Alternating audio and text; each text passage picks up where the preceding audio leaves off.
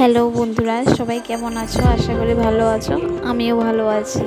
তো বন্ধুরা, বাসন্তী পুজোর দিন আমার সাথে কে হলো সেটাই তোমাদের সাথে একটু শেয়ার করলাম। আমি ছেলেকে নিয়ে যেভাবে প্রতিদিন স্কুলে যাই সেভাবে ওই দিনকে স্কুলে গিয়েছিলাম। তারপর আমার কিছু ফ্রেন্ড ছিল, নতুন ফ্রেন্ড হয়েছে ছেলেকে স্কুলে নিয়ে যাওয়ার পর। তো সবাই মিলে জোরাজুরি করছিল, চল একটু পুজো দেখে আসি। তো আমারও খুব ইচ্ছে করছিল একটু পুজো দেখে আসার জন্য। তো ছেলেকে স্কুলে নিয়ে গিয়েছিলাম, ওইখান থেকে চলে গেলাম পুজো দেখতে। ছেলের স্কুলের একটু দূরেই বাসন্তী পুজো হচ্ছিলো, তো ওখানে গিয়ে একটু পুজো টুজো দেখে সব বান্ধবীরা মিলে তারপরে চলে গেলাম একটা শপিং মলে।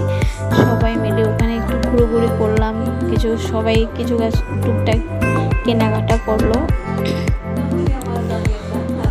তারপর ওখানে একটু ঘোরাঘুরি করে সবাই মিলে মজা করে সময় কাটিয়ে দিলাম প্রায় 1-1.5 ঘন্টার মতো।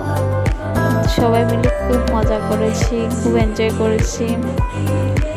সত্যি আমাদের লাইফটা কখন কিভাবে চেঞ্জ হয়ে যায় আমরা নিজেরাও জানি না। যখন স্কুলে পড়তাম তখন ছিল মেয়ে বান্ধবী ফ্রেন্ড ছিল, তারপর বিয়ে হওয়ার পর সব ছিটে পিটে গেল, তেমন খুব বেশি একটা যোগাযোগ হয় না, কথাবার্তা হয় না। তারপর কিছু বছর বন্ধ ছিল, এখন আবার যখন ছেলেকে স্কুলে নিয়ে যায় তো অনেক মায়ে আসে, ওখানে বসে থাকে, ওদের সঙ্গে মিশতে মিশতে ওরাও এখন ঠিক স্কুল ফ্রেন্ডের মতন হয়ে গেছে। এখন ওরা আমার বেস্ট ফ্রেন্ডের মতন হয়ে গেছে। তো ওদের সঙ্গে আড্ডা দিতে ঘুরতে সত্যি খুব ভালো লাগে। সময়টা কখন যে কেটে যায় নিজেও বলতে পারি না। আমরা সবাই মিলে ওই দিনকে শপিং মলে গিয়ে খুব মজা করলাম, খুব এনজয় করলাম, অনেকক্ষণ ঘোরাঘুরি করলাম। সবাই মিলে টুকটাক এটা ওটা কিনলাম, তারপর সবাই মিলে আইসক্রিম খেলাম।